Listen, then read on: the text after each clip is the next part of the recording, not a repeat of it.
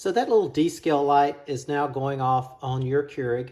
And if you're cheap and a little lazy like me, you probably would like to be able to find some kind of something you have in your home already to help you descale that. And that can be easily done with some white distilled vinegar. So what you're going to want to do is, first of all, you're going to want to make sure that you don't have a cup in there already. And when you close that back down, go ahead and turn your Keurig off. If you have any water in your reservoir, you want to go ahead and pour that out. And sometimes you may have a water filter inside of these containers, and you're going to want to go ahead and take that out before you continue this process.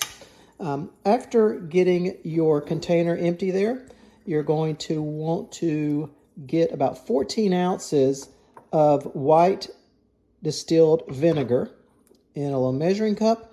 Go ahead and pour that into the water reservoir. And then you're going to want to, again, fill it back up, not with vinegar this time, but with some water. Some regular old tap water will be fine. Go ahead and pour that in there as well before you go on to the next step.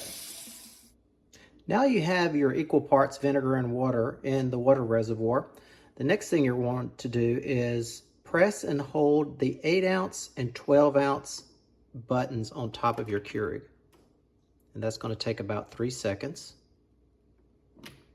Now you see that your Keurig light in the center here is blinking along with the descale light. Go ahead and press that, and it will start the descale process.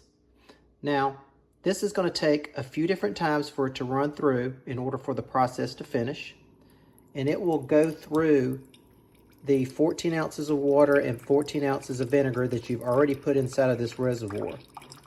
This might spit a little bit and get a little bit messy while you're doing it than what you're ordinarily used to when you're brewing some coffee. So you might have a little bit of a mess to clean up afterwards. That's going to run through completely, and then you're going to have to continue to do this with some fresh water until this Keurig light at the top goes off. And we're going to sit here with this for a second until it completes this descale process, so you can see that that light's going to stay on and that you're going to have to do it again. Now they do make, Keurig does make a very good product that you can use instead of vinegar, and some of the benefits to that is that you're not going to have that vinegar smell that you're going to have to run some water through a few times in order to get rid of it. But of course, the downside to that is that it will cost you a little bit more, and there's a good chance you may not have that just readily around your home. All right, so right now, the first descale process is wrapping up there. And there's that lovely sound that you get when you think you're about to get coffee, but not this time. So we're going to go ahead and pour that out, put it back under there, and as you can see, that light's still flashing. So we're going to have to go through that again. And we're going to have to continue to do that until that light at the top stops flashing.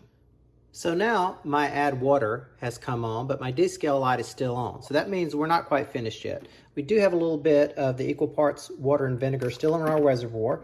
So we're going to go ahead and pour that out. And we're going to refill our reservoir all the way to the top with some tap water.